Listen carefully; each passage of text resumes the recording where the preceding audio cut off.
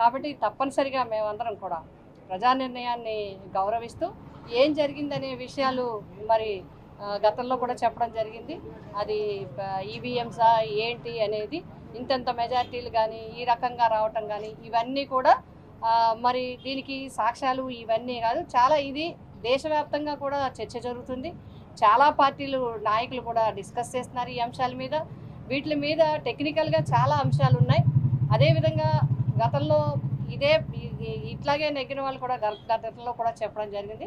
కాబట్టి ఆ విషయాలన్నీ కూడా మనం పక్కన పెట్టి మనం పార్టీ పటిష్టవంతంగా ముందుకు వెళ్లాల్సిన అవసరం ఉంది.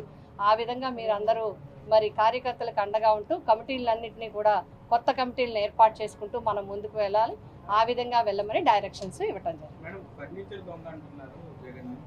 ఇంక చాలా అంటారు వాళ్ళకి జగన్మోహన్ గారిని ముందు నేనేమంటానంటే, ప్రభుత్వ పక్షంలోకి వచ్చారు కాబట్టి ప్రజలకు ఏ వాగ్దానం ఇచ్చారో ఆ వాగ్దానాలను అమలు చేయడానికి చూడండి.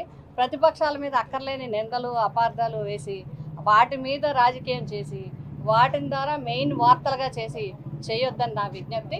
మీరు ప్రజలకు ఏమైతే ఇచ్చారో, పేద వర్గాలకు ఏమైతే ఇచ్చారో, మహిళలకు ఏమైతే ఇచ్చారో, ఎస్సీ ఎస్టీ బీసీ వర్గాలకు ఏమైతే ఇచ్చారో, విద్యార్థులకు ఏమైతే ఇచ్చారో అవన్నీ కూడా మరి జగన్మోహన్ రెడ్డి గారు ఒక డేట్ పెట్టి క్యాలెండర్ పెట్టి ఏ విధంగా అయితే అమలు చేశారో, ఏ విధంగా అయితే పక్షపాతి ధోరణి లేకుండా ఈవెన్ పార్టీలను కూడా చూడకుండా ఏ విధంగా అయితే పథకాలు సంక్షేమ కార్యక్రమాలు అమలు చేశారో మీరు ఆ విధంగా చేసి చూపించమని నేను తెలియజేస్తాను.